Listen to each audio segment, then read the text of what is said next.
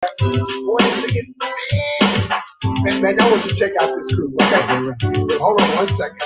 Put the needle down right here. Check it out.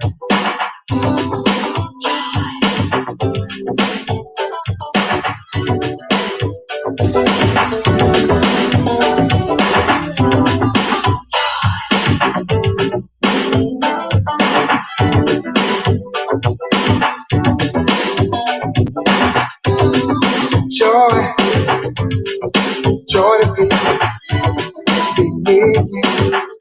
Won't you hear with me?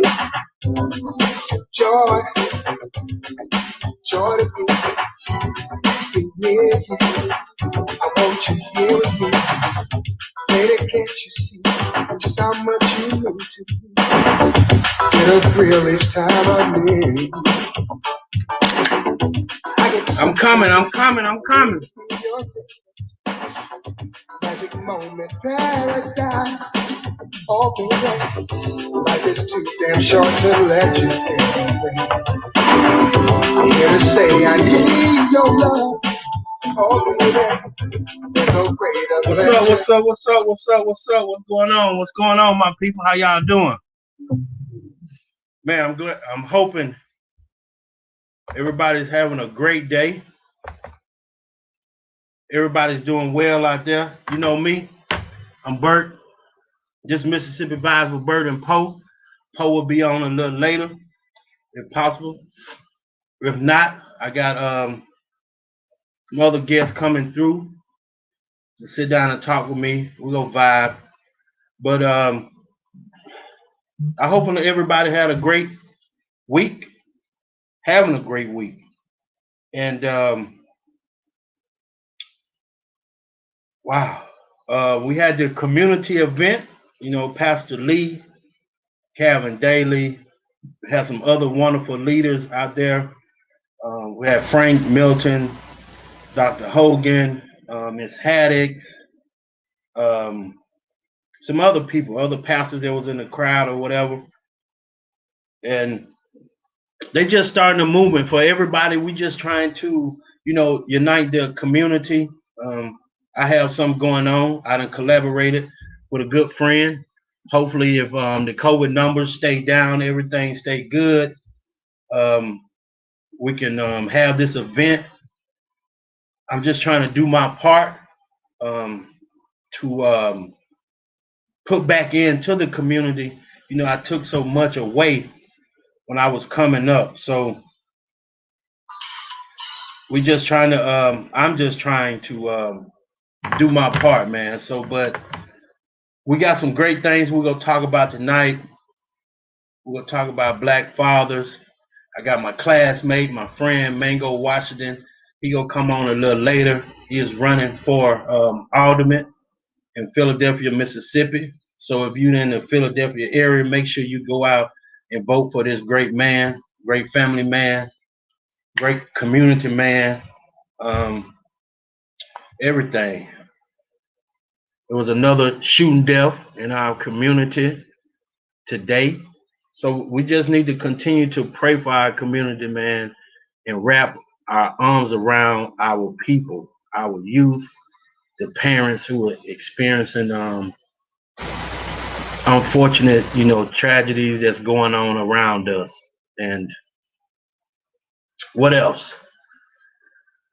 Ooh, that's a little local. Last week, me and Poe, we had a program about survivors of sexual assault and false allegations. A few days later, it hit the world.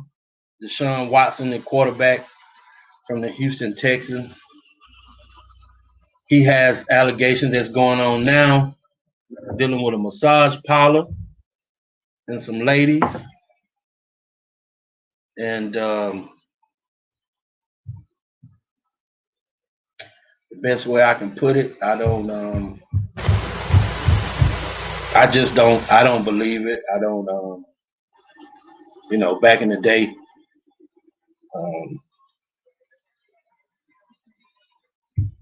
I went to different massage parlors that did different things besides give you a massage. So, keep an eye on that. I believe that, especially dealing with athletes and celebrities, as they are called, they become targets to some people. And you have to understand in life, hey, if it happens, hey, we pray for him, and justice will, he will get his justice. But we have to understand that a lot of things that goes on in this world, especially in that world, when you're dealing with millionaires and billionaires, when you are trying to get off the white man's plantation, a lot of different stuff comes up. So these allegations are back from last year, and you know, it's just funny how after to me, this is just my opinion. It's funny after a person don't want to be a part of your brand, your movement. You want them to um, take the chains off of you. A lot of different stuff comes out about what's going on. So hey, that's my opinion on it. Also, my opinion on the it was a tragic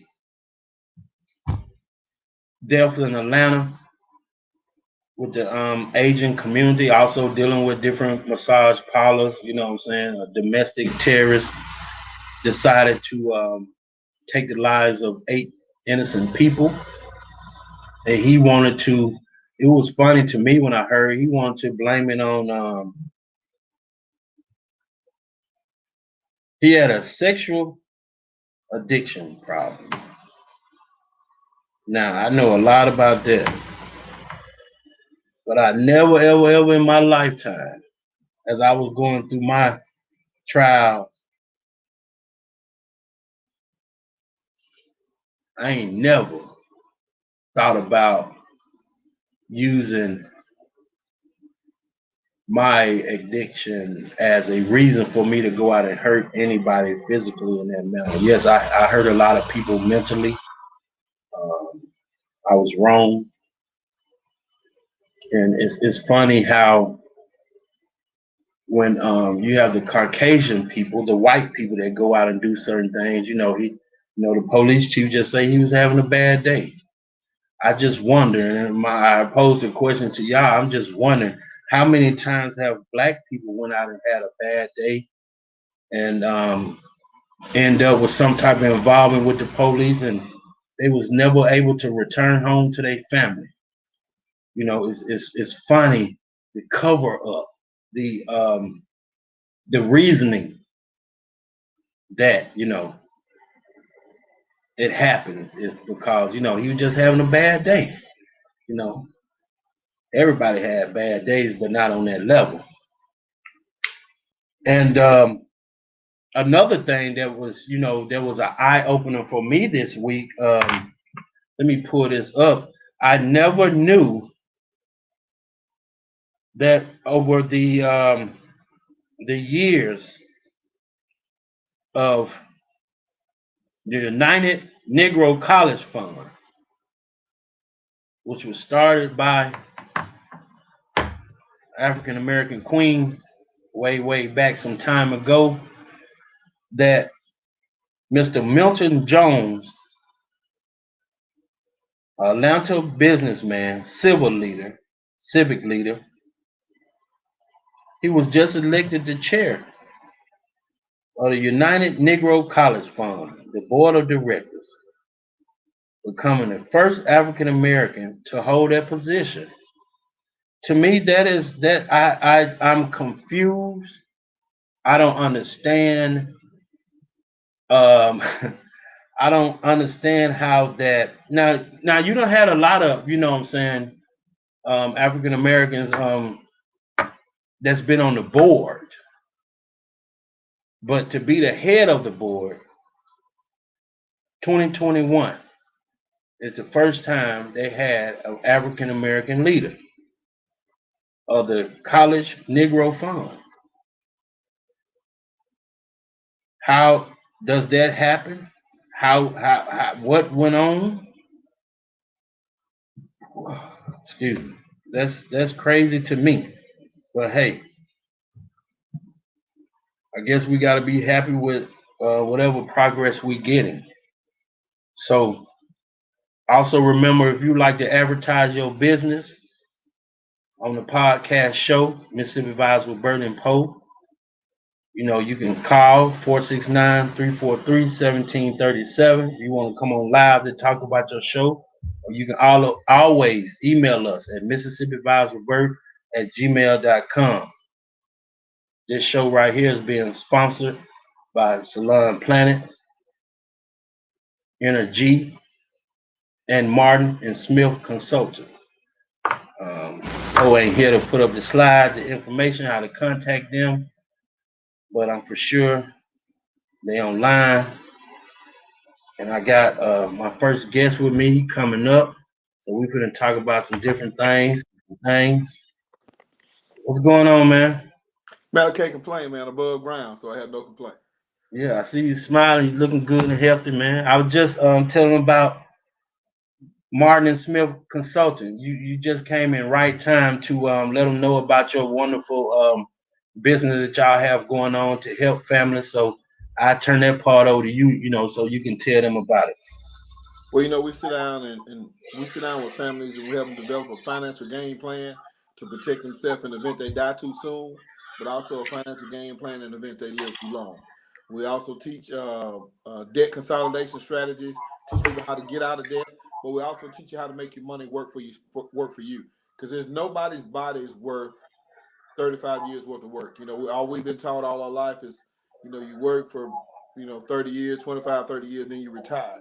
A lot of times that's not the case. You work till you're 65 or 70, you retire, you live a couple of years, and you don't get a chance to enjoy life.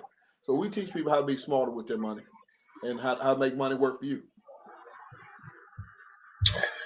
Hey, I was just talking about you want to speak on the community event that happened Sunday that you was a part of, Pastor Lee and Calvin Daly put on. We had you, Dr. Hogan, Frank, Miss Haddix.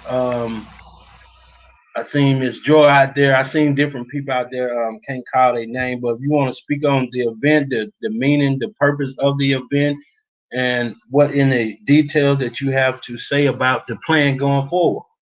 It was a great event. Kind of disappointing to turn out. We have so much going on in the city of Starkville that affects our community, and for us to affect our community, we got to start with ourselves.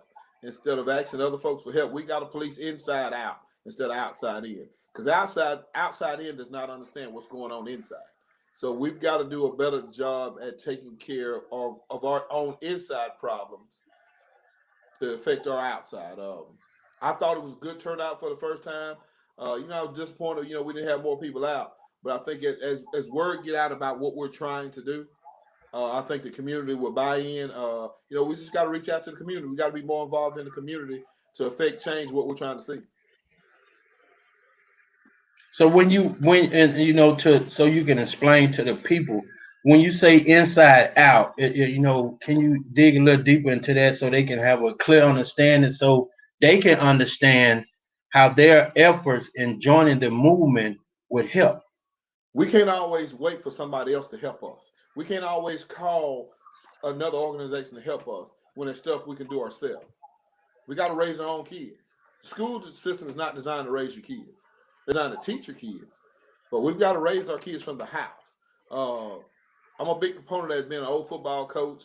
I had some pretty good coaches, Tiny Collier, Cleveland Hudson, Ray Self. I had some people put their hand on me. And when I say put their hand on Mr. Hal Parnell, Mr. Landfair, and Mr. Blunder Williams. Mr. Williams had that. And your dad, these were black men that pulled you to the side when you were wrong. They told you were wrong. Right. And they held you to the standard of this is what you need to do. This is how you got to do right. I remember Mr. Williams calling me in the office, I think my first day at work with him, and asked me why did I have my earring on. I didn't think nothing about it. I was a young college guy. I thought I looked cute with my earring. But Mr. Williams taught me this is not the image that you need to be portraying. It's cool for you to have it outside of here, But while you at work, these kids need to see a young man that's dressed professionally and about the business of being about business. Not that the earring made me look unprofessional, but when you see rappers and different folks with earrings, they're probably millionaires. They can afford to do certain things at that level they're at. Well, at the grassroots level, when you're school system, you're trying to teach a young man how to be a young man if he's not being taught that at home, or if you're trying to fill in the gap. You're trying to bridge the gap, whatever they're missing. If their dad's lacking something at home, you're trying to bridge that gap. If they hadn't got a dad at home, you trying to be that gap to teach them how to be a young man. So speaking of that, I wanted to also what me and I wanted to talk about. I don't know if you heard about it or seen about it. The Kurt Franklin incident with his son. Heard about it, hadn't seen the video, read some stuff about it. My personal opinion, if a 37-year-old man is videotaping or recording his father while he's living in his house, he don't need to be in that house. He needs to have his own place. Kurt's a little guy. And I'm talking about just little in stature. Kurt wasn't wrong. But I know some fathers that would have laid hands and they would have been holding hands on him. Right. And he'd have been out the house. I don't fault Kurt. Because if you're a grown man laying up in your dad's house and you ain't take care of your business, I'm probably gonna put you out myself. You need to be put out. You need to grow up. Now, if you're struggling and hit a hard time and you need to bounce back for a minute, hey, you need to bounce back and hurry up and get on out of there. Don't make this no permanent deal. But if he's living in the man's house, there's rules and regulations if you're staying under another man's roof. Right. Only can be one head in that house. Evidently, Kurt's the head. And if you can't do what Kurt say, I think you need to kick rock. Exactly.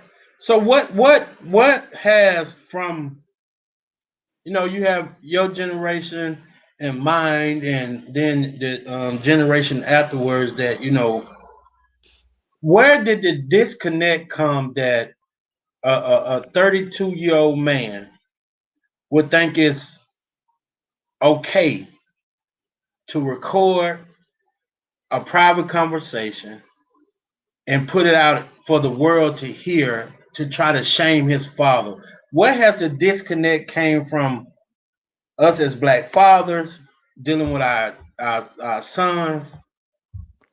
Where has the disconnect? Where did the disconnect come? What happened? Taking the black man out of the house, taking the black man out of the school system. You basically try to get rid of the black. When I say get rid of the black man, it's okay if I see you, Bert, as a janitor. Nothing wrong with being a janitor, but it's okay if I see you as a janitor, as a pimp, as a drug head, as a junkie in the movies. You think about it. It's not cool to see Bert as an attorney. It's not cool to see Bert running a company, running a business the right way, giving people chances. They took all that off the TV. When the black man got eased out of the house by, I'm gonna give you this check, but you can't have nobody stay with you. You don't need a man. When you start easing the black man out the house, you start breaking up the family structure. They started that back in the 60s when they started easing the black man out the house. Once you start easing the black man out the house, now the young boy becomes the man of the house. Now you become friends. Now you friends with mama. Now there's not a mama can't tell you what to do because you have mama pay bills. But daddy can't tell you nothing because dad don't stay in the house with you. He's just somebody you see in the street now. You know what I'm saying? You got to be in the same house with them. Like my kids, I've been around mine so long, I know I can walk by them and tell if they're in a good mood, bad mood. Same way when I coach. I spent so much time with those kids, you can look at the facial expression and tell them they had a good day, bad day, if they need to talk about something. And if you don't have that in the household, who does he go talk to? That cat in the street that don't mean no good. The cat say, man, come on, man. Man, I saw Bert hit that lick the other day. Bert got about 12 grand at the crib. He go to sleep about 10. We go there and hit that lick right quick and be out of there. I always used to tell my kids, if you got to think about it, it's wrong. Right. How many times have you thought about blinking your eyes to breathe in the day? You ain't had to think about it. Doing good is easy. You don't have to think about it. Doing bad, you got to think about it. You got to come up with a plan to do bad. So what even with the fathers that comes around, even father that's not in the home, what do we do to still have that respect, that discipline, that everything that the kid need, even though you're not, a day to day, or you're not in the household with your kids, with your son, especially son. You got to call. You got to spend. Especially if you stay close enough, you got to spend time with them. You got to go out to eat with them. Just sit around the house with them. Watch TV with them. Play video games with them. Go walking with them. Anything to just spend time with them. I laugh because I watched my son out in the yard washing the car, and for me that was the most thrilling thing to him watching cars, because I knew he was safe. But we've got to put our arms, even if it's not your son. You got to reach out to other young men and treat them like your son. So if you see a young man out, he may not be your biological son, but he is your son. Right. Right. So back, I know in my time, I know especially in your time, when a kid did something, it was the village. They say it takes the village to raise, or if the neighbor, whatever. I think me and you talked about it one time. The neighbor see you doing something, they go get you. Oh yeah. Then you got to get it from mama. We got to do whatever. So when did that become when did you, because you older than me, when did you see that flip, when the neighbors, the village, the church members couldn't say nothing no more? About 15, 20 years ago, because now you got people thinking, well, the child's always right. Back in the day, the adult didn't have a reason to lie on a child. Right. Still don't have a reason to lie on a child. If you're wrong, you're wrong. If they call you out on it, you probably did something wrong. Right. Right. Back in my day, there was no gray area. If Mr. Robinson called Lucy Smith after he got through with me, Lucy Smith got some love when she got home. And she asked me what happened. She told me what Mr. Robinson said I did. Same way in school. If you got in trouble with Mr. Parnell showed you love. And when you got home, Miss Lucy showed you love. I used to tell folks all the time, man, if I get in trouble at school, please don't call my mom. I take all licks I want at school. Please don't call her. Because she wasn't going. Right. And now we got parents, they're going to come up and go off on the teacher. When your child is on camera in the wrong, he dead wrong. And if you ask your child what they do, they say, yeah, I did this. And they uphold them. Well, the teacher did. No, ma'am. Your child is wrong. Your child need to get back into a child's place, and do what we ask them to do. I got a question for you for Miss Kenya Bill. She say, what advice can one of you give to mothers that have a 15 to 7-year-old young children that rely on the streets to help them when the parents wants to be their friend? That's where we come in as a community of Black men in the community that I think can affect change in the community. We lost a big one last week with Coach Carter leaving. Us as men in the community, some of us retired, some of us not. We've got to do a better job of reaching out to the young men in the street, or she knows somebody that she feels comfortable that her kids can talk to. We've got to reach back for these kids. We've got a generation, like Abdul was talking about. We've got a generation that's kind of lost in there right now. And we as the old heads, I don't consider myself old, but I do remember when belts were real prevalent. Not to say you got to beat a child, but you got to reach out and talk to a child. Right. And talk to them. You got to hear what's on their mind. When I did alternative school, you had a lot of teachers that were scared of some of these kids in alternative school. But me just talking to them and listening to the conversation, they were extremely intelligent kids. A lot of them were. They were bored in school. It wasn't that they couldn't do the work. The work was boring. So we as men have got to reach back to our kids. We got to talk to these young men.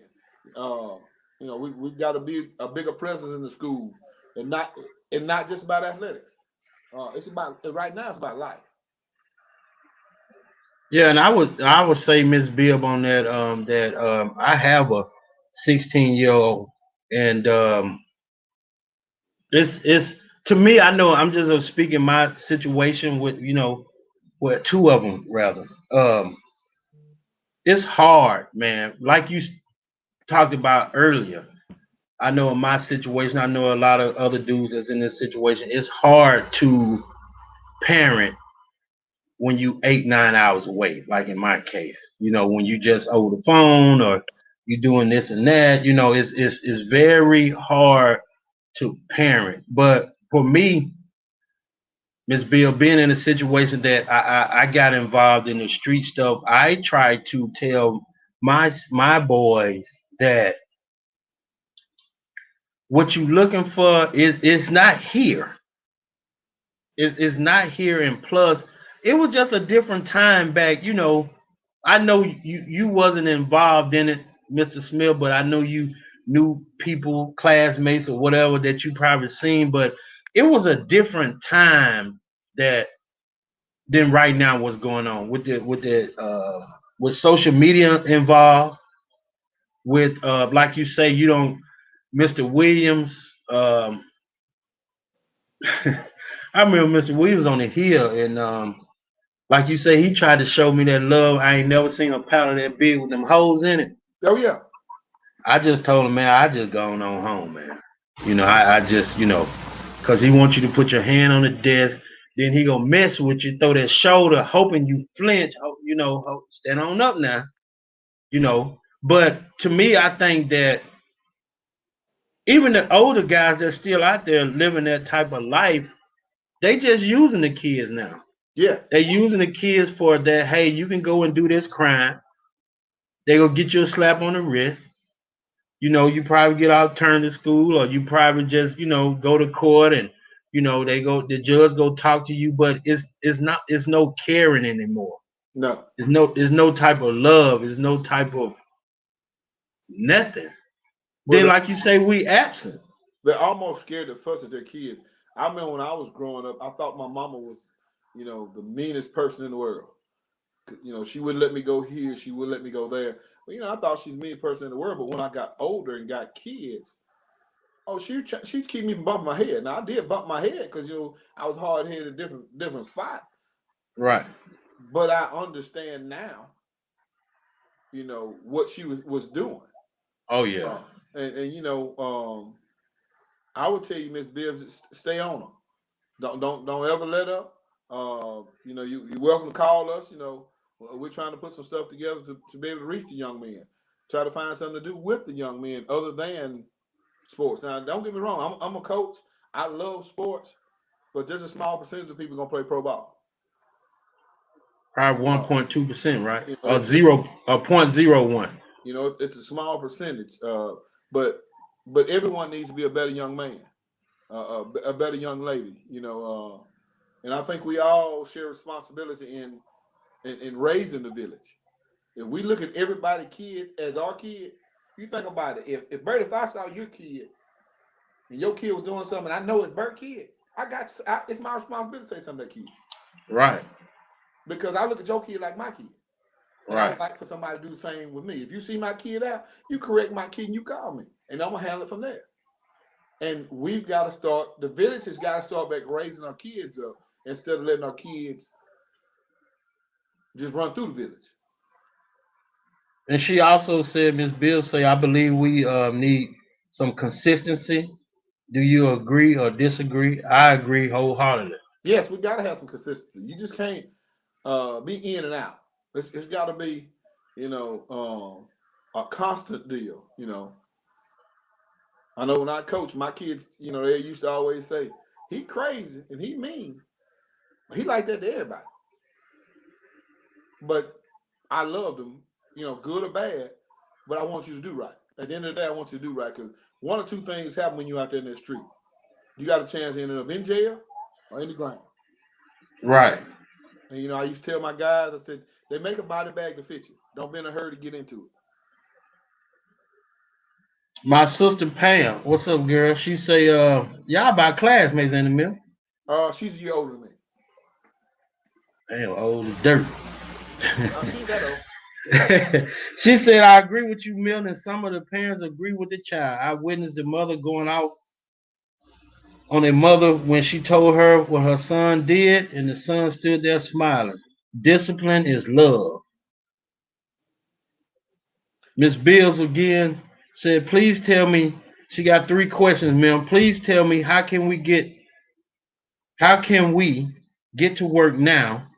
What plan can one of you send out? We need action now, agree or disagree. First question, please tell me how can we get to work now? That's what the whole purpose of that meeting was Sunday at the park. We've got a group together, like Pastor Lee said. It may not have been many there, but it was the right ones there. We're actually getting ready to form a plan now. Me, Abdul, Chief Ballot. Chief Ballard, and the retired Chief Nix, Frank. We're all trying to get together and put a plan together to reach out to our youth. It's in the stage. It's in the process right now. I know there's no quick fix, but we've got to get started that way. We've got to get started down the hill at the problem now. All right. Oh man, I don't know. Oh, Gerald Cuz put me in this one. I had to see the link, Mr. Ellis. I know you spoke on. We'll get back to the black father situation. Mr. Carter, after 19 years leaving our community, they brought in this Owens guy from Columbia. I don't know if it's Mississippi or somewhere else. Yeah, Mississippi. What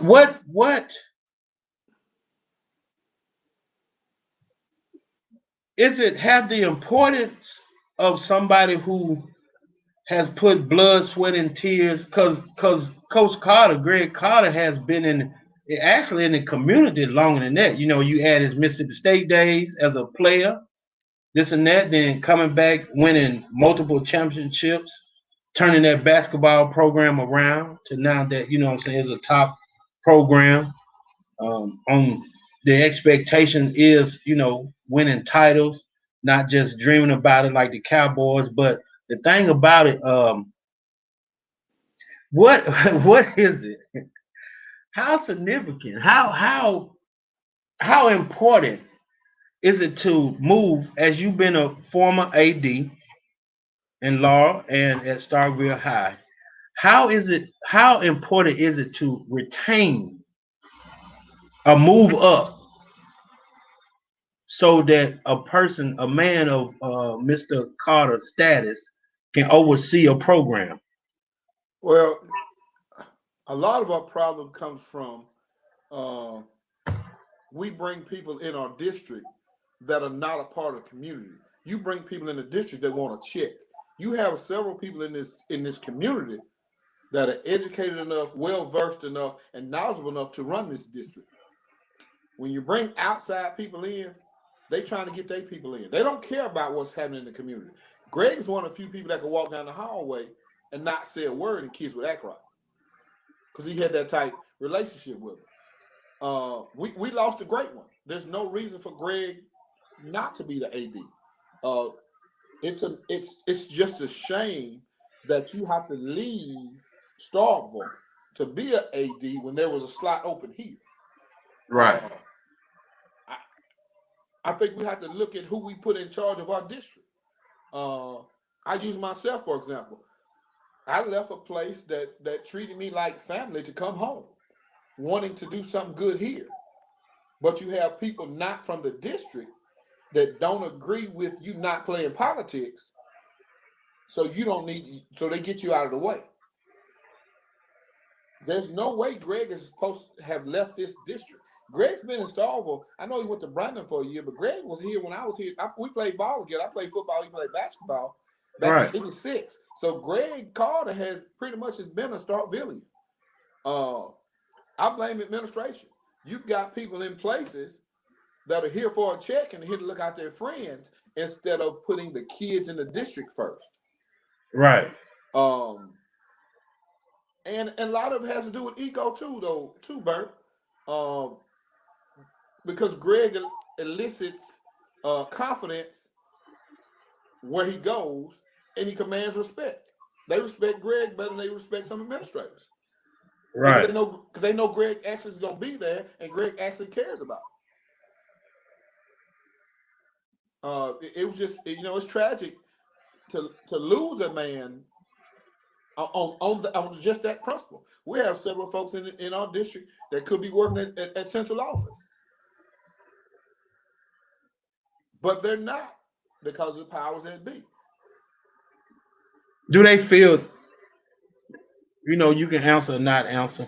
Do they feel the power be? Do they feel threatened, or do they feel that I just need you to come here, hush and agree, and we're gonna move forward the way I see it fit?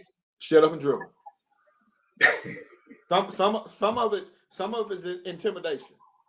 Some of it is intimidation because you won't back down, and some of it is doing what's right. I'm gonna cut Burke some slack because Burke my friend, but the same person does the same stuff over here, and I'm gonna cut their head off. So which one was right? Both of them were wrong, but one of them you let one of them make it because who they are, what their position is in Mississippi State, or skin color. I put the elephant in the room, or skin color. But our skin color the same.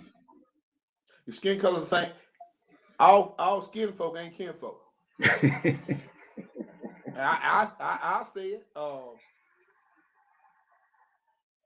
You have people in people's ear.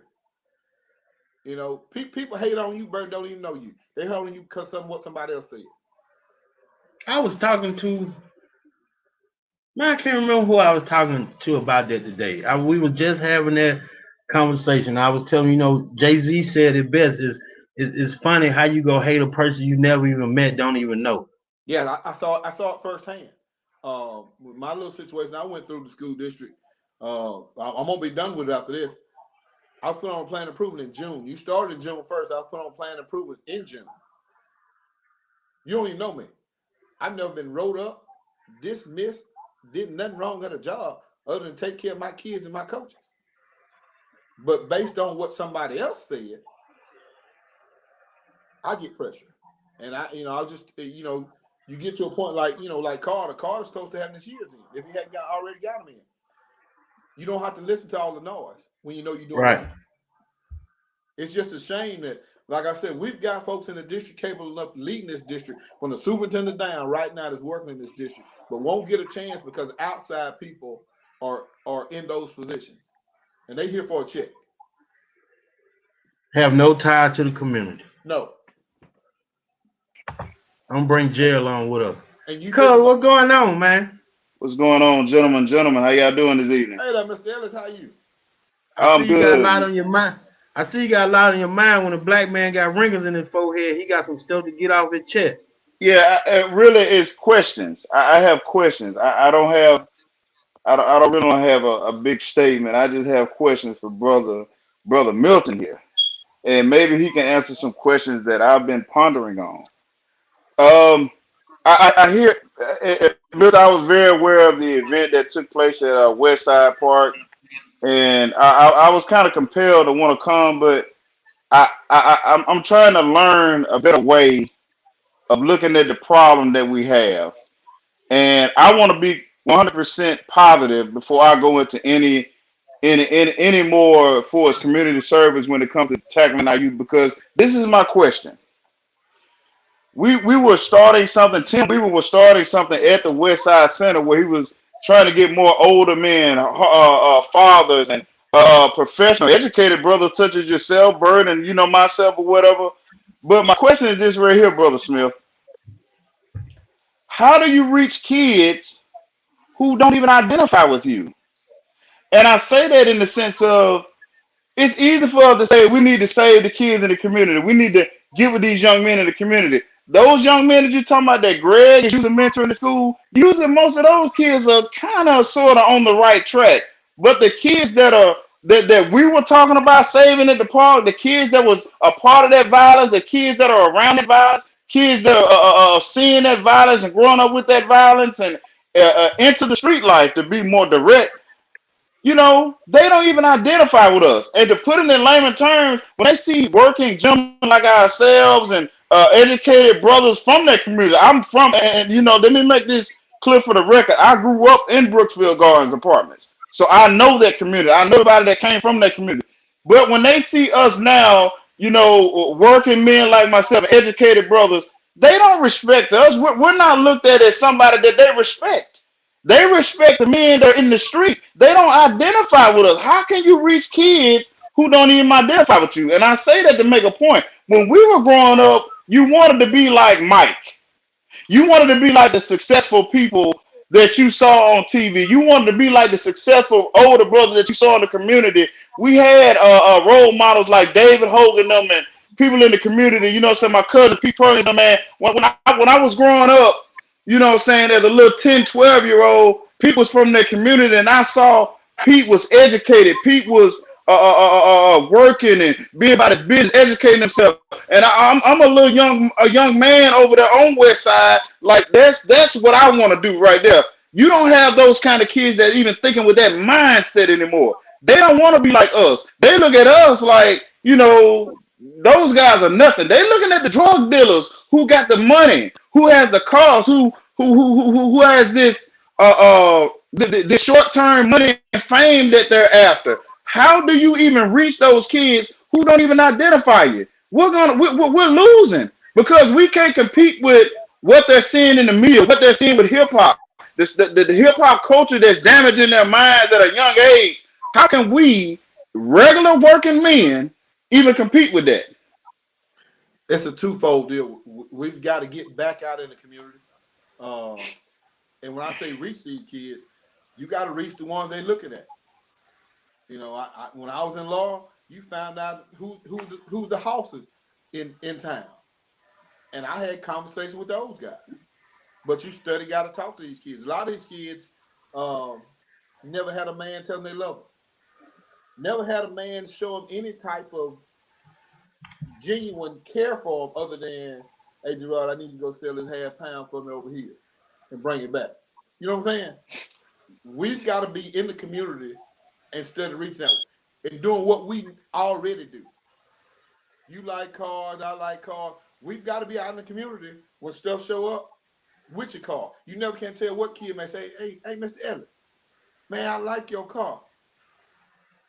What kind of motor you got in it? Well, that leads you the conversation to, I got the 350 with the rock arm, da da da da da.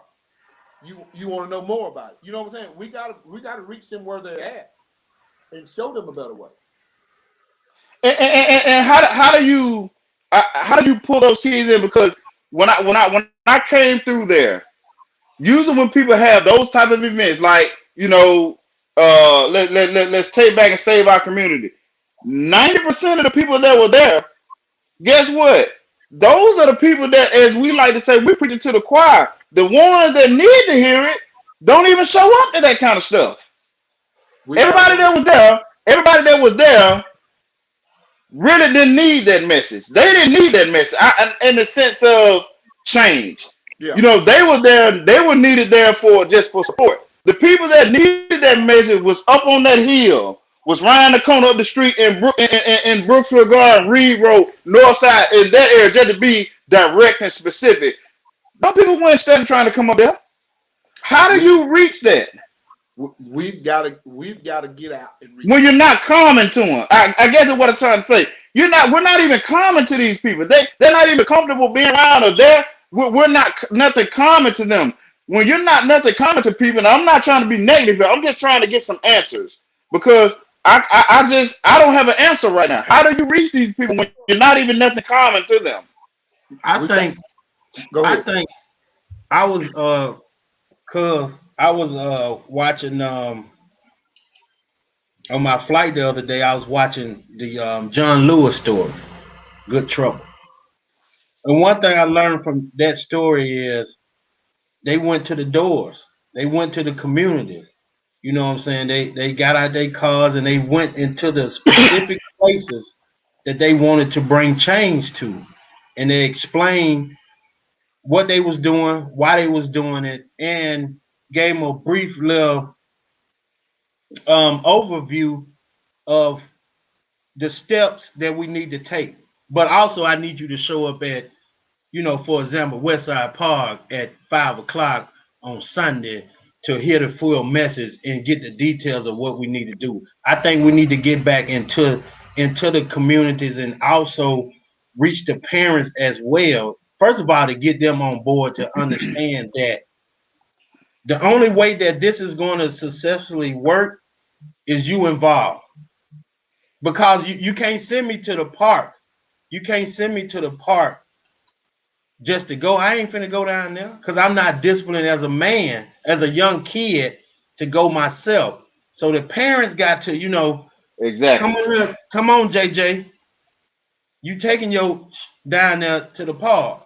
So, you know, um, The parents that's got to the thing. care. The parents got to care. Right, right. Hey, this is a great night, man. Hey, I want to thank y'all for joining Mississippi Vibes with Bert and Poe. Poe He, is working tonight. He got some stuff going on. I got my good friend, my mentor, Milton on. I got Mr. Ellis, my people. I got my guy, Mango Washington. He's waiting. One of your frat brothers, Ellis, and he's running for alderman in Philadelphia, Mississippi. So I'm gonna bring him up in a second after Mr. Milton get through saying what he about to say. it goes back to what you talked about, Gerard. We've got to be able to go in the neighborhoods, not gonna do, hey man, we need your help. Man, we need your help. We tired of losing our kids. Um, we've got to go ask for help. If they don't know, It's if they don't know we won't, if they don't know what we're trying to do, it's hard for them to buy into it. They need to see your face. In the neighborhood. If it takes going in the neighborhood, setting up and cooking, knocking on door to door, giving out plates. Man, we need your help. This is what we're doing. We got a community event. We need you and your family to come and hear what we're trying to do. and I got one more question. I told you just had questions. Now, I'm gonna be honest with y'all, and I'm gonna be frank. I'm very disappointed in this community, the Golden Triangle as a whole, because I sat back in the last 6 months or whatever, and just look at this last week at everything that has happened. We've had murders, and we actually had one today, if I'm not One today. mistaken. You had one today. Right. So, Brother Smith and Brother Robinson, let me ask y'all a question. Soon as Brother Robinson, may I be frank? May I? Yeah, yeah. Go As ahead, bro. soon as the white people kill us, Black Lives Matter. We tired of this stuff. We tired of this stuff. We tired of this stuff. Okay, we just killed each other in our own community. You hear nothing. I That's think why. That's why I feel like I'm just so disappointed, and it's hard for me to support things when we only want to be about Black Lives Matter and fight this cause and try to address these problems when they do it to us. When are we gonna stop doing it in our communities first? And when it happens in our communities, now guess what? Everybody up on that hill, ain't nobody talking about it, ain't nobody trying to turn nobody in, don't nobody talking about it. No, I don't see no Black Lives Matter. Why ain't we tied up? You Well, know that's what I'm what we're talking. saying? We've got to get into the. We have got to get in the community and tell them we've got to stop this. We've got to be the change that we want to see. And Accountability. and it's One hard. word. And it's hard for us because I wouldn't say we were removed, but we're working, raising families, and reaching back to help and bring folks up. We've got to be better and get more active in the community. And a lot of folks are not going to react to it in a positive way, but some folks will sit back and say, "All right, I see what they're trying to do," because it only takes for you to save one, and one will save another. We It's gotta it's have got accountability. yeah, it's got to We be gotta have accountability. accountability. Good. You know, Hey, cuz, it can't can I, be. I don't want you to go nowhere. Give us hold with me about 10, 15 minutes. I got my guy coming. All right. Hey, what's going on, bro? What's going on, man? Man, I wanna thank you for coming on. This is your time. I appreciate it. I had to reach out to my old good friend. We got a lot of history together. But tonight is about what you got going on in Philadelphia, Mississippi, for your alderman spot, Ward 2, if I'm not mistaken. And people who don't know you, that's new to the show or just listen to the show, you can introduce yourself and let us know what you got going on. Okay, for those that don't know me, my name is Mango Washington III. I go by Manny. Um, I'm a native of Starkville, Mississippi. Um, Grew up there, went to high school there. Graduated from Starkville High in 1997. Uh, I moved to Philadelphia, Mississippi in 2006. When me and my wife got married that year, we moved down here, and I've been here over 15 years now. And currently, I'm running for Alderman Ward 2 here in Philadelphia, Mississippi, and just trying to uh, to make a difference here. So that's basically what I am trying to do. Trying to be transparent with everybody in my ward, my city, about what's going on and things of that nature. Just trying to make a difference though. What made you? When was it? When did you discover? When did it come to your mind, your heart, and your soul that hey, I've been a part of this community 15 years. It's not going the way that I think it should go. And what made you get into the political world? I mean, basically, like I said, I've been here for 15 years. I've seen my kids grow up here. They go to the show Central, um, but I've always been a leader. You know what I'm saying? I've always been a leader, no matter where I've been, through high school, college, on my job, just leadership and trying to give back to my community and being involved in my community. We do, with the Cap League here, we've tried to start the Cap League here, but due to COVID reasons and things of that nature, we had to slow down a few things. But just mentoring these young kids and trying to make a difference in their lives, and especially in the educational field. I've been working with Jelani, trying to get the Black to Life program here. We're gonna be doing some of that stuff as well in the future. So just literacy, making sure our kids get what they need here in our community. So, but that's basically it. For your ward, for Ward 2, um,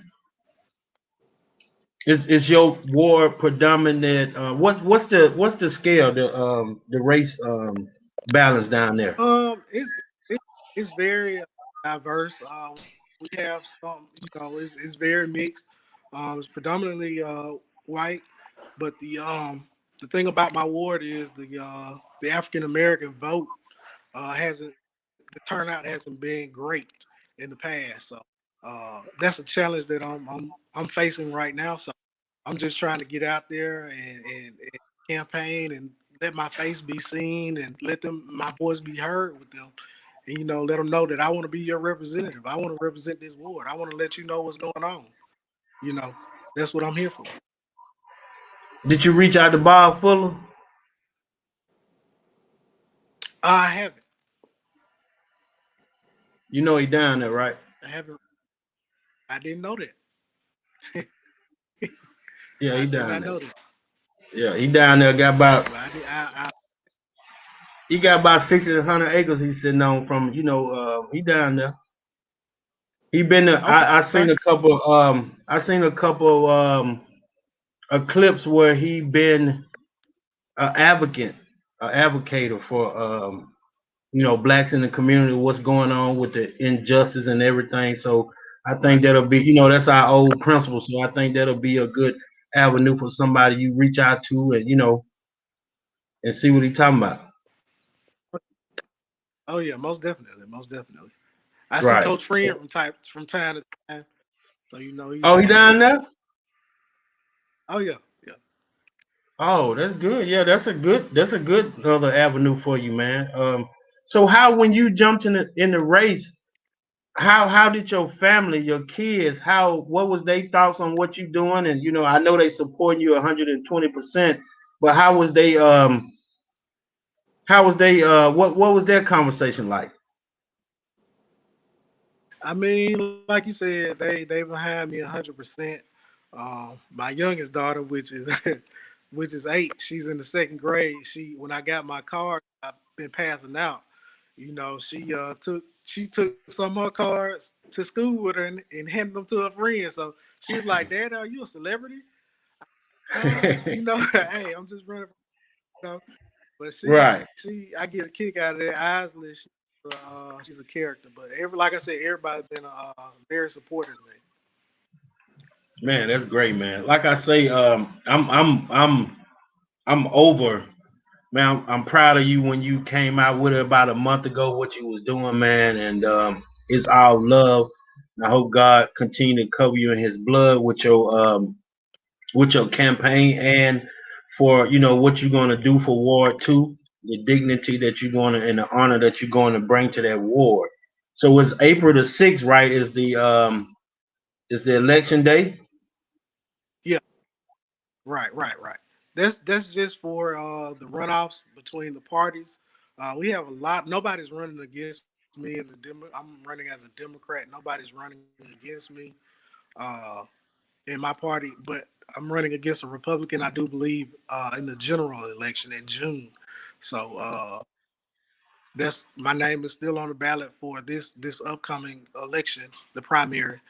So I'll be on the ballot April 6th for that. Okay, so we have some time after April to come down there, a couple guys in some cars, and we can get down there and pass out some flyers and do some things for you.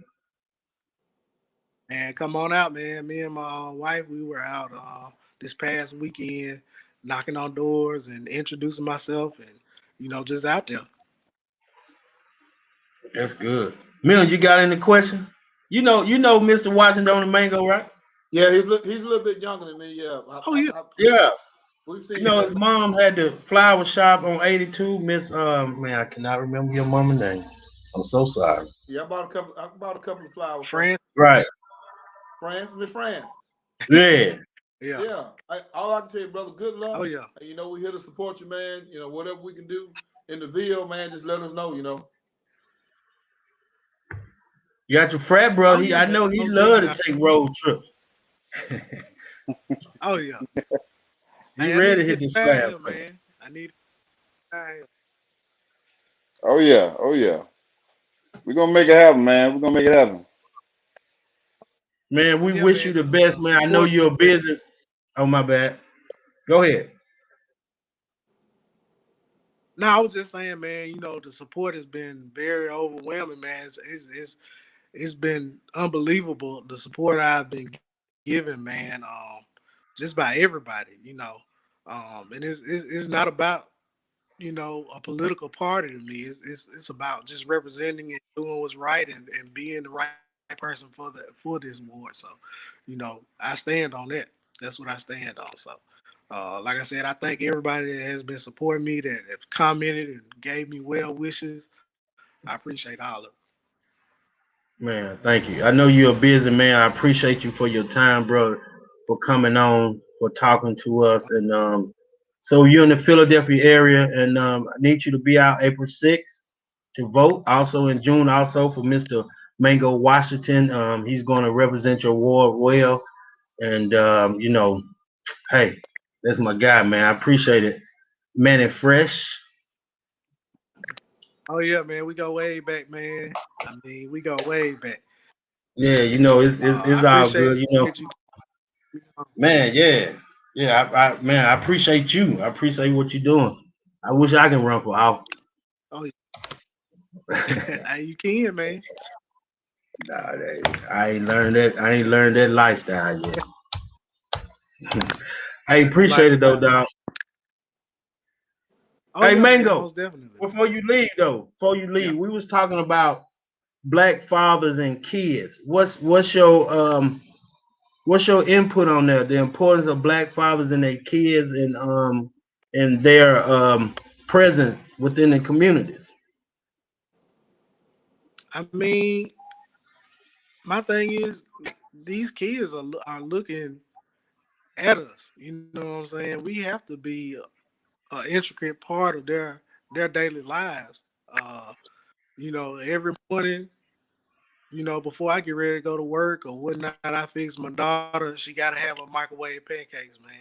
So that's our time. I don't get a chance to spend amount of good time every day with them and talk to them every day, but that's our time that we sit down and she not a very good morning person, but I tell her, hey, everybody have a good day. You know, do your best. We gotta play an intricate part in that, and that's something that we like. I heard brother Milton discuss that. Man, I have two daughters, but going back to what he was saying, some of these kids have never heard that. You know, someone tell them that they love them, man. You know what I'm saying? I do that every day, just showing that we care and we want to see them do well. I don't want my kids to fail or make bad decisions. But just uh, listening to them as well. So hey, how was your day when we get back? You know, hey, have you started on your homework? What we doing this week? So those are just the little things. I'm very supportive. My oldest daughter, she's in powerlifting and she's in cheerleading. So every event, everything that she does, me and my wife have made it a priority to be there. One of us is gonna be there to support her. So they need to know that we're gonna be there to support you no matter what. Man, that's good talk. Hey, bro, we praying for you, man. Wishing you the best, man. Thank you for your time. Hey man, appreciate it, man. I appreciate what you're doing, man. You keep it up. And God bless you, man. All right, thank you, bro. Love you, man. All right, man. Love you All too, bro. right, all right. Yeah, that was the man, Mr. Mango Washington. He trying to change Ward 2 in Philadelphia, Mississippi. This Mississippi Vibes with Bert and Poe tonight on Thursday. Poe is out doing some things, but I'm here. I got, man, two brilliant brothers from the community of Starkville, Mr. Milton Smith and Mr. Gerard Ellis, and we talking about black fathers and kids in our community. And we'll get back, I apologize, Miss Kenya Bibb say, how do we reach an adult that doesn't know themselves? Now You that's on normally mute, cuz. for me or Yeah, Gerard. Gerard, I was talking to Gerard.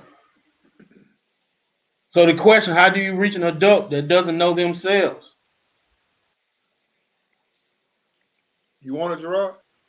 Now, that's one of my questions too. That was one of my questions. You got to You know, for what I've learned in my 14 years in law, you got to meet them where they're at to see what their hang up is. A lot of them have the same issues these kids have.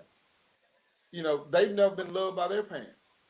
They nobody's ever gave a flip about them. So somebody's got to you got to be able to reach them where they're at. You Right. know what I'm saying?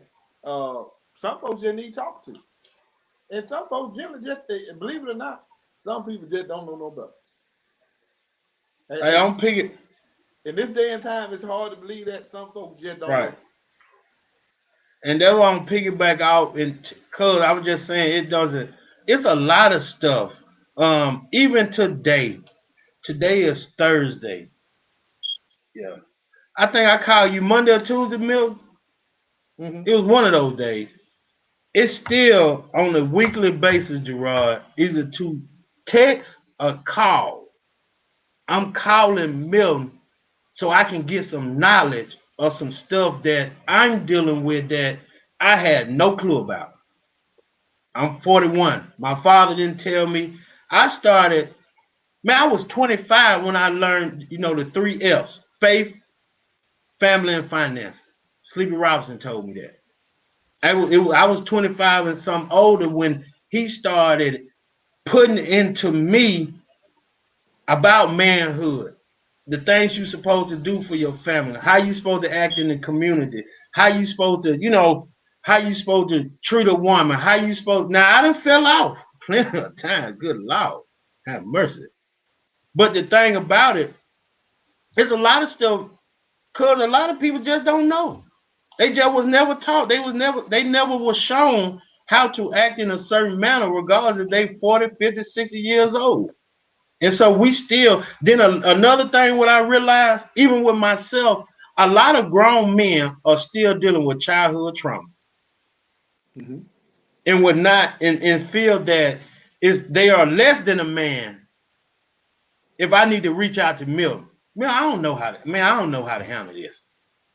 And we've been on this path. He been blessing me and showing me love for about almost a year now of calling, of texting, of this and that he, a lot of people don't even, well, people know now, but a lot of people don't even know that.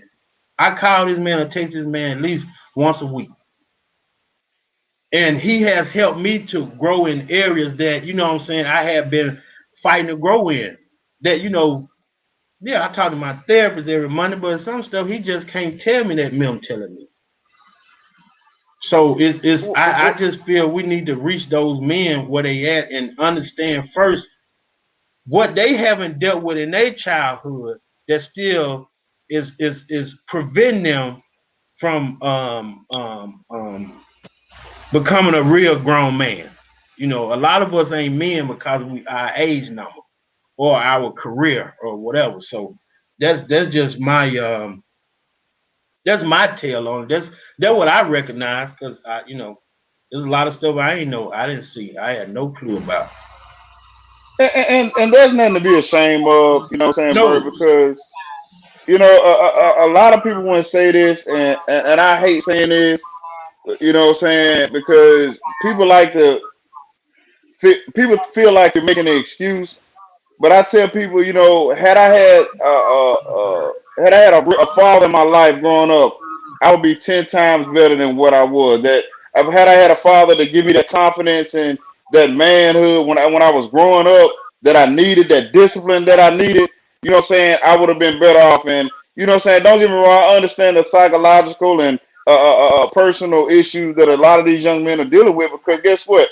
It's a hell of a job to start a dynasty, man. You gotta understand, man. A lot of the white kids, they are born into a dynasty. You know what I'm saying? They have the family heirlooms and things that are passed down to them. You know what I'm saying? That or they're taking over the family business, or you know what I'm saying, they have resources and assets that their fathers are handing over to them. Versus the young black kids, a lot of these young men, they don't even have a father. You know what I'm saying? Let alone the resources and the help and the guidance that they need, man. They got to start a dynasty. You know what I'm saying? They got to start a dynasty. That's a big job, man. You know what I'm saying? So they feel a lot of pressure. They feel a lot of pressure, man. But one of the biggest things that I see that's crippling them is a lot of our young kids. They don't understand work ethic. They don't understand no, work ethic. You got to work from one point to get to another point. They only thing that they know is what they see in the hip hop culture and the rap culture. It's instant gratification. They think they're supposed to have a Mercedes Benz now. No, it don't work like that. You know what I'm saying? They don't understand work ethic. They have no patience. You know what I'm saying? They don't they're in for the long haul work ethic. They don't have that. You know what I'm saying? So there's a lot of tools missing mentally from them for them. You know what I'm saying? They're disabling them to getting on the right track. You know what I'm saying? Because instant gratification that just don't happen. You know what I'm saying? And they don't understand that, and that's why they rather go after the quick money, the fast money that gets them into trouble because they want that instant gratification. They see the guys on TV riding the Benzes and living like this and living like that. They want that right now at 18 and 21. You know what I'm saying? Versus going to taking the work ethic route and getting it the right way. You know what I'm saying? And that because that takes patience. You know what I'm saying? Am I right or wrong, Milton? Oh yeah, fast money ain't good money. Fast money gets you one or two places in jail in the ground. You know, And that comes from a lot of times what I've learned in the financial field. It's just passed down. You know, grandmama put money in the back in the sock, hide it under the bed, or put it in the closet. We can't get mad at grandmama because grandmama did that, but that what grandmama knew. Now, as you get older, you learn. You take that money, put that money in the mutual fund, and money's designed to work for you. Like you said, some people are taught different. We've got to reach back and teach our kids the right way to do things. You think about it, Gerard. Don't nobody have to tell you pull your pants up on you now, because you were taught have your pants pulled up on you. Well, what about that dad who granddad is still sagging? Because they ain't but 10 years older. You see what I'm saying? They don't Right. know. They don't Right. know. That's all they see. You a square because because you got on slacks with your shirt tucked in and your clothes pulled up on you. You a square. So it's just changing the mindset because some of them that's all they have seen. Right. You know, I talk about when we talk about kids in school, some alternative kids. Gerard, you may understand. Will you please be quiet, Gerard? You understand that because your folks talk to you at home that way. Gerard, go to your room, be quiet. Bert, on the other hand, I may have to tell Bert, will you shut the hell up? I may not can tell Bert, will you please be quiet? Bert may not. See what I'm saying? You have to see what they understand and then work from that point. Not that it's always right, but Bert will listen to me because Bert understands. You know, he's talking my language.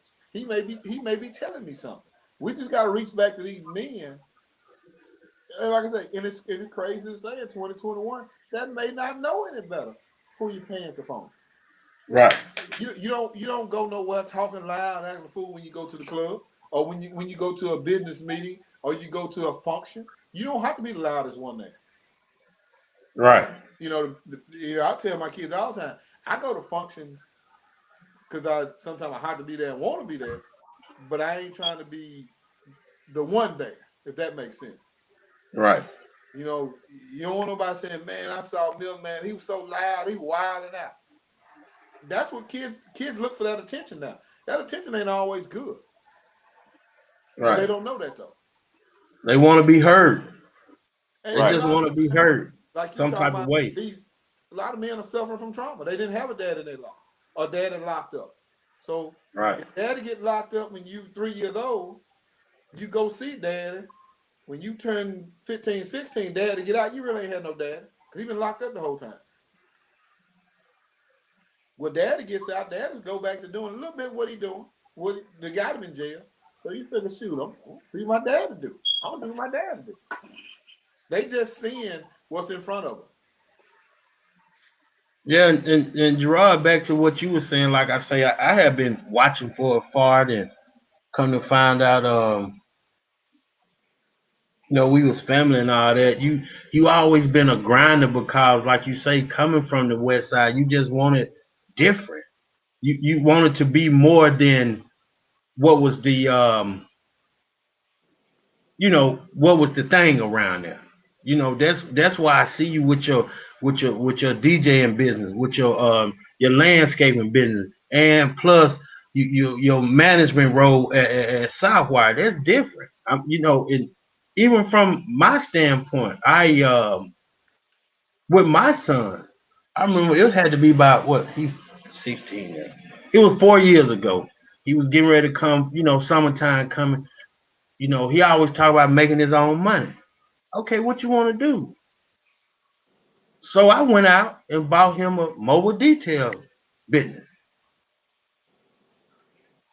He probably practiced one time washing my truck. I got the business cards for you. I got everything for you. This is what we got to do. But he was, he ain't, he wanted like you said, but he ain't want it. I can't wake you up to go get this money. That takes work. Yeah, my dad. That takes discipline. That takes dedication. And none of that ties into instant gratification. Right. It's gonna My take too dad. long to make money. Man, I growed up. The incident that happened a week. I growed up on the hill right across from them schools. In a car, the funeral home in the car was 2 minutes away. Man, I can count on my hand, unless it was raining. The time my daddy came, my daddy lived on Hollis Street, right by the guard. I can count on my hand, unless it was raining, the number of times he came and picked me up.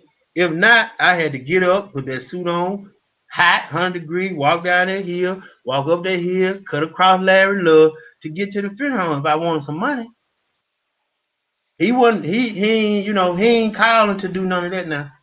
I Wake think you I up. think I think one of our biggest problems too, where I don't want to say use the word failed, but where we made a mistake as parents, we work so hard to give our kids what we didn't have, to where we forget to give them a lot of the morals, discipline, and work Right, ethic and things that we was raised on that we did have.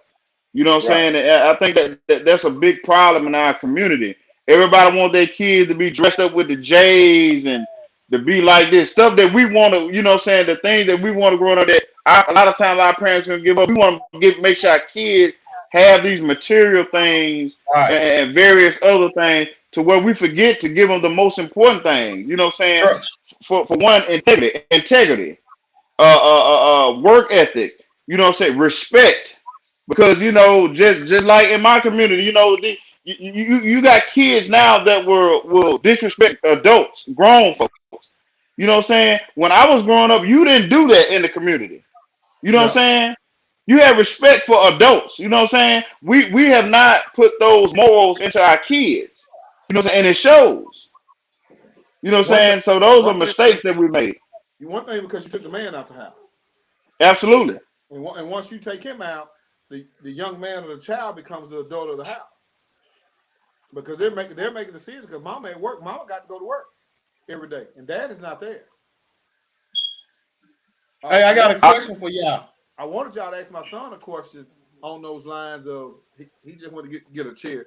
I wanted y'all to ask him that question from a young man perspective. What can we do? Okay, I got a question for y'all before you come in, Mill. All right. For Miss Prince, Miss Deborah, my family. So how do we get and keep strong black men in our schools? Um, I don't know. It's not a money issue. I don't think, but um, you gotta show them you respect them. You want them there for one, not just shut up and dribble. You know, I used to tell my coaches a lot of times, as a black man, you're here for control and discipline, not for what you know. And until the black man start telling you what he knows and how much he loves you, the rest of the stuff don't even matter. If if you know I love you, you'll do what I ask you to do, just because you know I got your best interest at heart. You know what I'm saying? It's Right. not always I got to beat you on the head to get you to do something. If I say, hey, if Gerard was one of my students, hey, Mr. Ellis, man, how about taking that hat off, man? You know, we ain't got to have no head in the house. And if he respects me because he know I actually care about him, other than I care about him as a young man, they'll do that. But if you just got somebody just run you all the time, they're gonna tune that out. And that's what a lot of times that's what they put a black man in a position to do, rant at us. Right. You know, And somebody said something that kind of stuck out to me. She's a teacher. She said, Gerard, kids don't care what you know until they know that you care. yeah, Kids don't care what you know until they know that you care. So that's the only way you're gonna reach kids. They got to feel like you care. yeah. You got to reach them on that level first. You got to reach them on that level first. So that's something that really stuck out to me right there. I have dealt with kids that teachers were scared of, but I can walk up to them, hug them. I ain't even got to say nothing to them. If I look a certain way, they already know. I had one kid that was an AB student. They sent him to alternative school. He got in trouble about 3 days, 3, 4 days a week. I quit sending him home. I said, this is what I'm going to do. Every time you get in trouble, you're going to have to hug me. And I'd hug him and I'd tell him I love him. I said, just because a man hug you, he ain't no punk. Some folks actually care about you. This kid was an AB student. This kid was extremely smart, but nobody had ever showed him that they cared for him in life. We sent him back to the high school, and they say, they didn't really want him back, so he don't get no trouble. And I see him in the hallway, in the middle of everybody in the class change, say, I need some love, man. Brother need a hug. I done had a rough day. He dropped his head, come give me a love. This kid graduated. He wasn't a bad kid. Ain't nobody never showed him they love him. And that's what we're missing. Ain't nothing wrong with being disciplining these kids. But like Gerard said, if they know you care about them and you don't want nothing from it, you just want the best for them. They'll do right by you. And I'm gonna share a story with y'all. It was a young man that used to stay across the street from me. He's my frat brother now, Jacoby Mobley. And I felt accomplished, and I told my guys because back in the day, a lot of my frat brothers used to come to my house, and we used to really get together and just do a lot of brotherhood barbecues and just fellowshipping. And that not knowing that young man was watching us. Oh So yeah. I tell a lot of brothers to be careful what you're doing out there because some of these young men are watching you. And he was as he was growing up, he would always say, Gerard, man, Mr. Gerard, man, I'm going to school, man. I want to be like y'all, man. And I asked him what made him do that. He ended up going to college up in a Tennessee area, and he said that we were a big influence on him. He said, Gerard, I used to look across the street. I used to see the Capitals, man. All y'all guys were educated, had great careers, driving nice cars, had your own homes, had your stuff set up great. He said, man, I want to be like that. And you know what I'm saying? And I felt like I won with him. You know what I'm saying? I felt like I helped save a life. You know what I'm saying? Just being a positive influence. So I know that works. A lot of kids look for older brothers like ourselves, man. A lot of them look for that, man, but they just got to see the example. So I guess getting in the community like y'all said, because they are requesting that at the schools. When I was student teaching when I was going to Mississippi State, and I had to go student teach at Sutter and at the kindergarten and stuff, and just walking in and seeing a man's presence, the kids will calm down. Just hearing a man's voice, the kids will calm down. And I'm like, this really does work. And the teacher was like, Gerard, we'd be so glad when Mondays and Wednesdays get here, because those are the days I used to come, because those were the days where the kids will behave the most. Because guess what? Just hearing a man's voice, a man being in there, you know what I'm saying? They will calm down, you know what I'm saying? So I really think a lot more, especially African American men, need to be in the school district. I really do, because I've seen firsthand that it does work. We And got to get Miss them in the school Prince district and also keep them in the school district. say that again. We got to get them in the district and keep them in the district. So that go with the question from Miss Prince. And what role does the community play in keeping them there? I mean, I get keeping the black men in the school district. What role can our community play on that? Well, first we Support, got to start raising our kids at home and support the black men in the community. support. I hear it all the time as an ex-coach, and I heard it when I was coaching, how horrible a coach I was, how horrible a person I was coaching wise. But what they don't see is coaches spend money out their pocket to feed these kids, to clothe these kids, to pay water bills, to pay light bills at these same houses um, that these parents are cussing these coaches about. They don't see that. Coaches and a lot of teachers, they take stuff home with them. They take what these kids going through home with them. They wear it. Yep. I know I did when I coached. I came home and cried over situations that were going on in kids' house because I couldn't help them. I did all I could do while I was with the kids.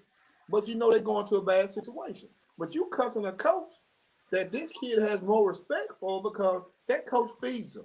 That coach puts his arm around him. That coach talks to him. That coach takes up time with them. You got to support these coaches and these teachers in these school districts because everybody can't teach. It's a calling. It ain't just a job. It's a job for some people. But the people who really get out of it, what teaching is, it's a calling. They take this home with them. Ain't no rich teachers. There ain't nobody teaching to get rich because you don't get rich. You do it because you love the kids. And it's hard for coaches and teachers to stay in a profession when the kids are disrespectful and then the parents beat them down. Not knowing you done gave your last effort, your last piece of energy trying to help these kids. And you study the teacher down. You think about it, Gerard. When a kid goes home with a note from a teacher saying this kid is cut up, Mama, I ain't do that. And you call and go off on the teacher because they sent a note home. Ma'am, Right. I sent a note home to your child. I didn't send them to everybody in the classroom. Evidently, your child was doing something wrong. You know, And and we got to quit upholding our kids when they're wrong yep. and get behind some of these teachers. There's a lot of teachers that are doing right. There are teachers that do Oh yeah. wrong, but the kids will tell you if the teacher's doing right or not. They'll know. They know. They know if the teacher care about them. And to piggyback on what Milton said, I really don't think that, and I'm gonna be direct. I really don't think the black women in this community realize how much power they have. I don't think they understand how much power they have in supporting the teachers, supporting the men in the community that are trying to do things like this. Because when we started our guide right program, don't you know we had a special part with just the mothers getting together, coming up with ideas and supporting the guide right program, and we graduated 99.9% of every young man that has came in through our program. Why? Because we had the support of the parents, the women. I don't think black women in our community understand how much power they have. You know what I'm saying? And supporting what's going on in the community. When you see these young men without fathers, man, when you put them in programs, you got men and people in the community that are helping them, teach that are helping them. They have no idea the power of their support. I don't think they realize the power that they have in this community. If we get more of the women in this community to get behind us and support what we're doing, you know what I'm saying? Allowing us to lead, allowing us to support, allowing us to help. If we have that support like we need, we can really make a difference. Because Yeah. they are the cornerstones of this community. The women in this community are the cornerstones of this community. If they realize that, if they can realize that. What Lil Versus Milton doing, man? he right here. Hold up. You We got the can't question? see you, man. You got the question you want to ask? Yes. First of all, how your training going? It's going pretty good, man. Tough but good. Turn your iPad up.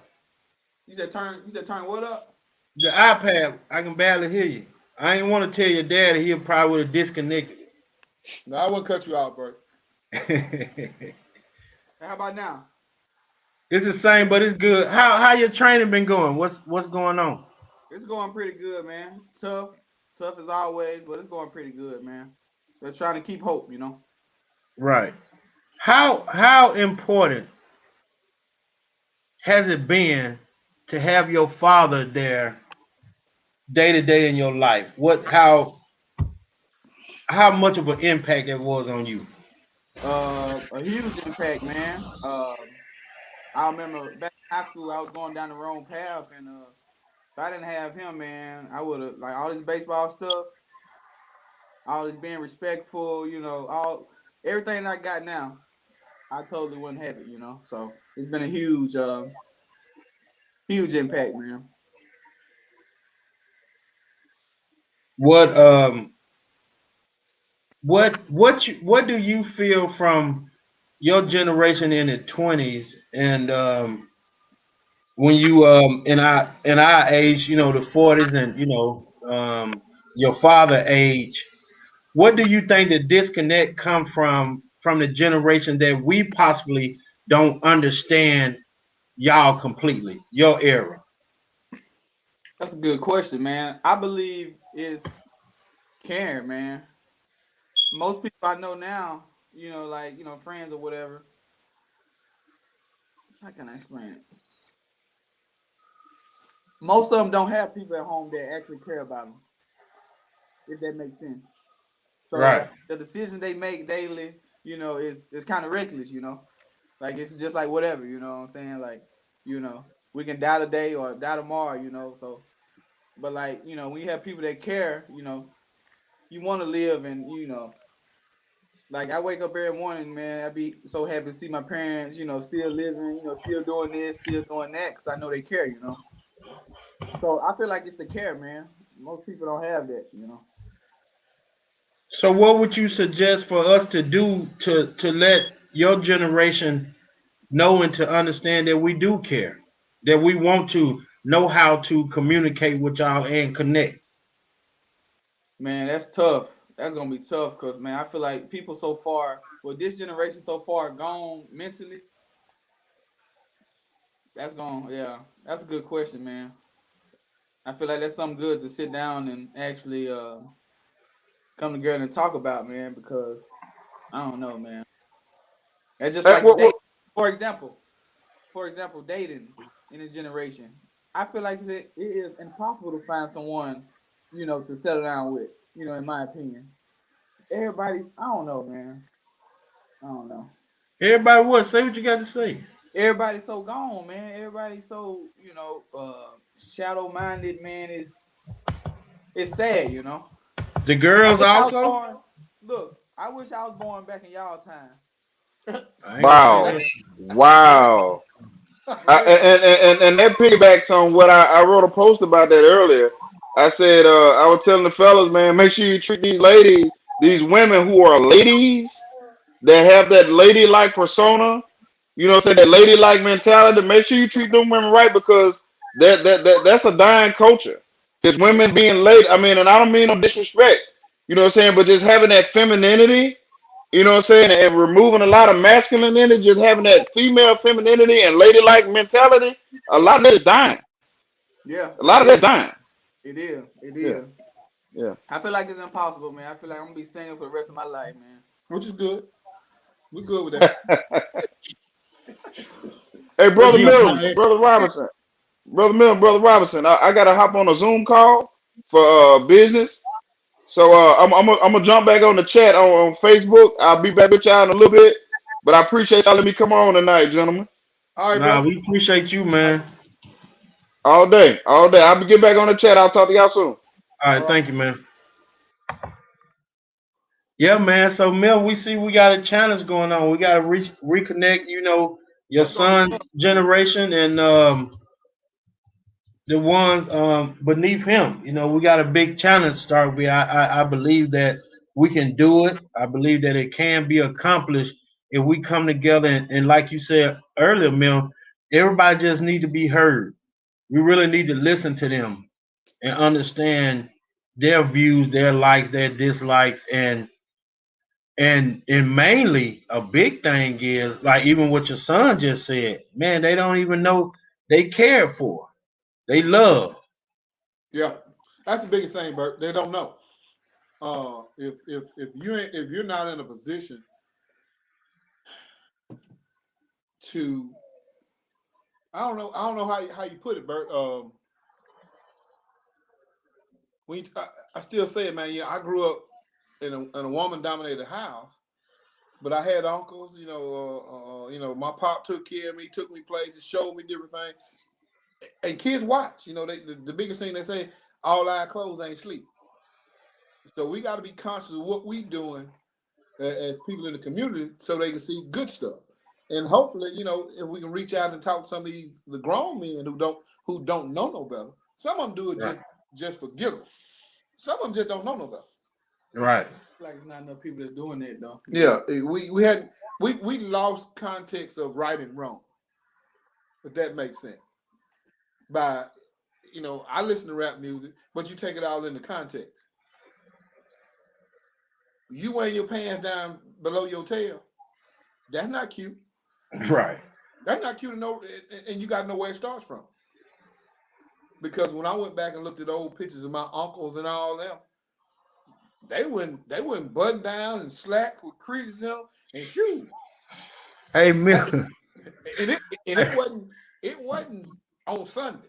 There was Monday through Saturday. I remember my granddaddy going to get his hair cut in some overall, a white button-down shirt, and some black church shoes, going uptown to get a haircut. Right. What's the first thing I bought when I retired? Some overall, the white button. I had a white button-down shirt. And, I ain't got the black dress shoe. I had to wear my tennis shoe, but Right. you learned how to dress respectable. You think about it, Bert. If you saw me and my clothes was hanging off me and you've never met me before, your first impression of me would be he's a thug, he a hoodlum, he ain't got nothing going for him. What's wrong with this Negro? And I could be a genius. Right. But then again, I could have on my clothes, slacks, a nice polo, shoes shine, look good, great haircut. I could be dumb as a rock, but I'm gonna get a chance just because of my appearance. Right. You know, Mill, you know, I ain't seen no with my dad no pan slack here. He had it pan way up here. you're wrong for that, bro. I ain't been talking about your dad. I ain't been talking. Hey, Well, I'm talking about he be on the beach, his pants up here. I was gonna say. I remember the swim trunk picture. Huh? I remember the swim trunk picture. Right. Right. He just and man, I don't think, man, my whole life, it probably was one time I ever seen my dad in some tennis shoes. The One time. thought process was different. Right. You know, like with Mr. Williams. You think Right. when I worked for Mr. Williams, you had to be decent in order when you came to school. I'm talking about you wasn't finna wear no wrinkled clothes up there. You wasn't finna be out of character. I wasn't finna have no earring in my ear. It didn't take but 2 times for him to tell me about that earring. Then you know how Mr. Williams was. He give you that look. And when he bring that off and put them hands on that there and go to popping them fingers, you reached the limit and we ain't finna go there. I took the beer before I go in and take my earring off. And I got to the point working with him, I quit wearing it. Because I understood what he was talking about when you're impressionable to those young men. You know, when you get grown and move out the house and you're on your own, that's fine. But when you're in that type of profession and your goal is to help raise better young men and better young women, you have to handle yourself accordingly. Man. Hey, brother, I know that I'll let you get back to your family time. I appreciate you coming on and talking. I had to, reach out to you because I understood that you know what it is to be a 365-day father, and your wisdom has brought me and will continue to bring me to more powerful level in my life. I appreciate you. I appreciate your son, your daughter, especially Miss Smith, for even because time is being taken away when you pour it into others. So you know how I feel about you, love you, care for you, respect you, your whole family, what y'all doing, man. So I thank y'all for joining me tonight, and I see y'all very soon. I appreciate it. Hey, Yes, sir. what's the whole message that y'all are trying to get through to the youth? Like, what's the whole thing y'all got going here? Like, talking about y'all trying to reconnect? We're trying to reach back to the youth to bring them back in because we got too many killings. You just had a killing today in Charlotte. Really? So the last 3 weeks, you've had 4 people dead, 5 or 6 people die in the last 2-3 weeks. Mm-hmm. You got 2 on the hill. You had 1 in Hickory Grove today. And, you had the car wreck. So we've got to reach out to our youth. Guns are not the answer. We talk about it. Me and some guy were talking about the other day. Back in the day, if I didn't like Bert, me and Bert, we met up, we fought. Yeah. We either fought till one of them figured out one of them was better than the other one, or we fought till we were friends. And the third one, we figured out, well, we tired of fighting each other. We just not going to be around each other. When we're around each other, we're going to be cordial. We're going to move it on. We just don't fool with each other.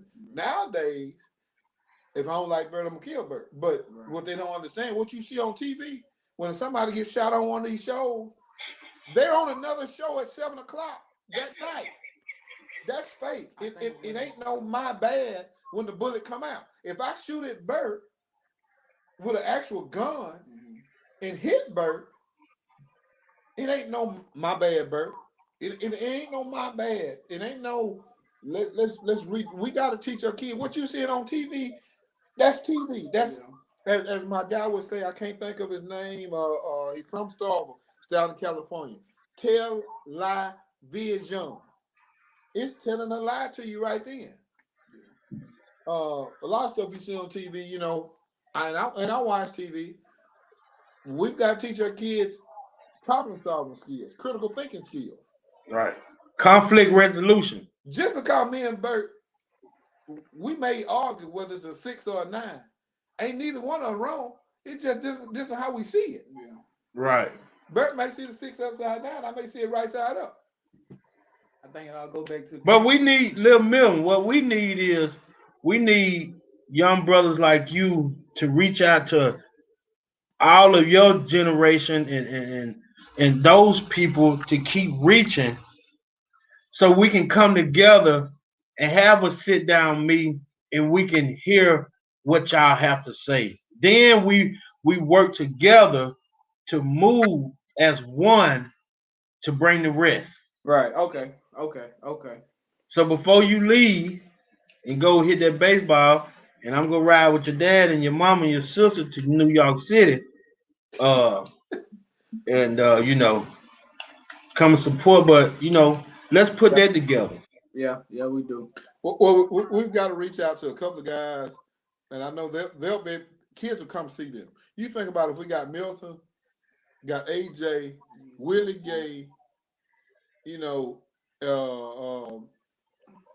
Coach Gillespie, get some of these folks their age, and have something, and just have them come out and tell them the importance of doing right in school, doing right in public, doing right in your profession, whatever it is you choose to do. There's a better way out. It ain't always got to be sports too. We got to bring the business folks in because Right. everybody's not going to play professional sports. Everybody's not going to play college ball. But there are people out here that's making a good living, not playing. Electrician, Hey, they be in the house every day. plumbers. They need carpenters. They need plumbers. They need mechanics. Right. That's not if I'm not playing football, I want to rap. Ain't nothing wrong with rapping, but rapping gets old after a while. And it's a window. You if you ain't in that window, And when it closed, it closed. they can't promote a 35, 40-year-old upcoming rapper now. But if you got a license in plumbing, electrician, AC work, driving big machinery, you're always gonna have a job because they always look. Right. And we got to teach our kids, and that's one thing. The school when they took out the vocation, you got to put vocation back in the school. As an educator, you're not supposed to say it. College is not for everybody. After this, it's gonna Nope. start. Like it's gonna be. I think it starts from like people y'all age to like actually care. If that makes sense, it's not enough you and Bert that actually, what I'm saying, having this conversation. Yeah. You know what I'm saying. And that's the biggest thing about the meeting we had Sunday. We got to start slow. I know the first meeting wasn't a bunch of folks that we got to do it again. You got to keep doing it. Got to keep doing it and start bringing more people in. Because pretty soon, somebody's going to say, well, I'm going to take my child down there and see what they're talking about. You see what I'm saying? But we got to police ourselves. I can't call an organization or somebody else in the community to help raise my child. Right. You know what I'm saying? As a community, we got to raise our own kids. We got to work from inside out. Because if we get control inside out, hell, we ain't got no problems outside. Right. That's the biggest thing I'm watching. I finally broke down and watching the movie American Skin. And it's surreal and crazy when you have children to watch that movie. Because what's the name of it?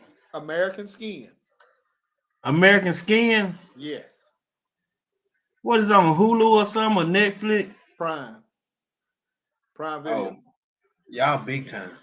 No, Bert. I had to pay for it, Bert, but it was something that got me because it was a young black man and his son got pulled over. Son had a camera that was recording. They got out the car. The policeman on the son's side shot him and killed him. And he had a phone just recording, and the guy shot and killed him. Well, this guy goes and takes over police station, and he's holding the police hostage now. And the jury of peers are judging the policeman. The prisoners are judging the policeman now. And as a father of a black man, it sent chills down my spine because I worry every time my son leave the house. Right. Not that he gonna do nothing bad, but somebody Right. got bad intention because of his skin color or what he's Right. or how he's looking. And that's something we got to teach our kids how to control themselves. And there's a respect factor in there too. You're not gonna be disrespected or anything, but just know you're not gonna be a doormat either. You live to come home. Some things you have to live to come home to. We'll fix when you Right. You know, I can't fix it when you're dead. But if somebody disrespect you or do something bad to you, I can make him fix it if you make it to the house. And you know, we just got to get out and we got to police our own and we got to talk to our kids. And I know some of them are hard to reach, but you know, an egg ain't good to eat till it ball. You got to put it in hot water. But you know, like we talked about earlier, some people just don't know. If grandmama ain't but 10 years older than the granddaughter and the great grandchild 10 years younger than the grandmama, so you looking 20 years different between the great grandmama and grandchild. You know, ain't nobody being taught nothing. Right. You see what I'm saying? Same way with the young men, but we've got to be able to put our hands on a young man, not in a physical way, but put our hands on, show them love, talk to them. They need to be listened to. You know, there's a lot of smart kids in our district, and we lose a lot of kids just because ain't nobody listening to them. You know, a lot of kids never been fishing. You know, never been out and worked on a farm. You know, so all they know is street life and hustling. There's a life outside of street life and hustling that's laid back and enjoyable, and you can sleep with both eyes closed. You know, you can get and snore loud as you want to. Yes, and we gotta teach them how to enjoy life, because you know, I you know, everybody laughs at me now when they say, "How you doing?" I say, "I'm still here and I can't complain," because this time last year, it wasn't no cars going up down the road.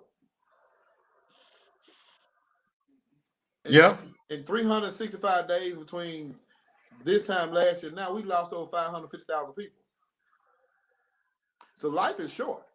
We've got to maximize our time and reach back and touch these young men and young women. And these parents too. Some parents just don't know. It's not that they're bad parents. Hell, they don't know.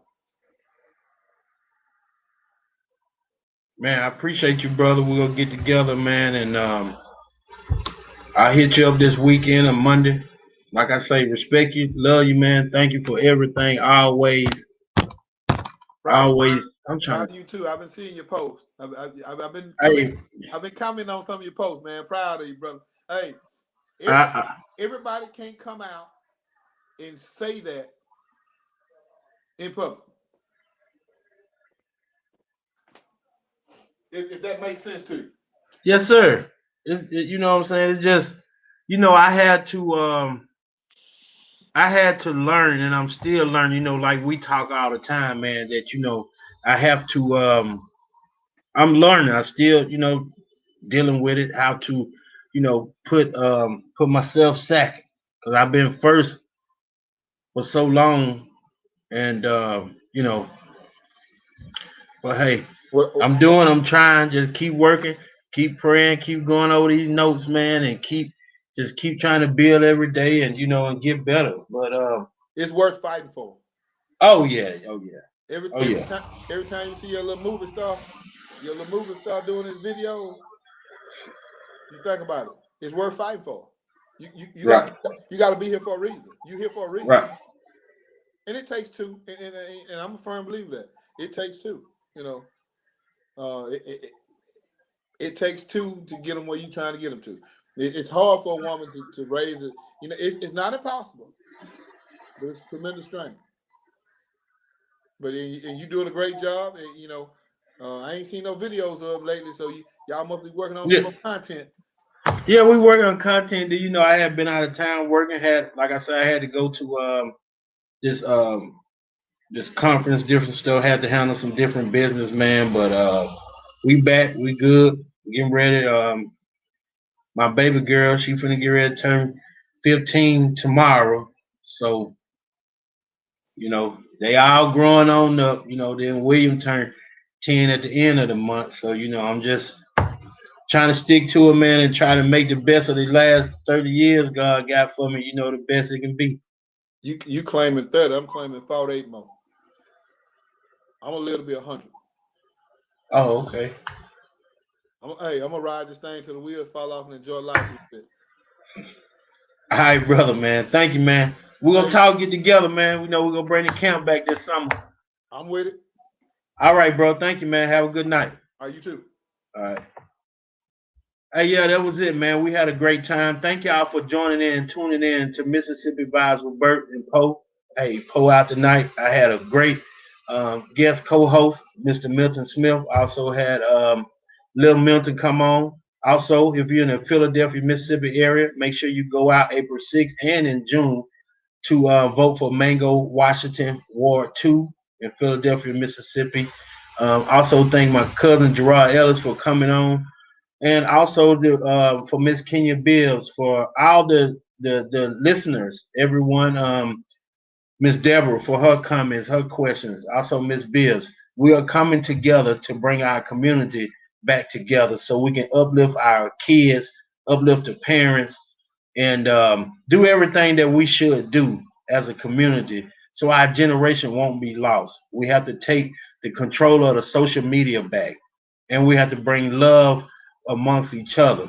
And men, if you are struggling in any type of way, reach out.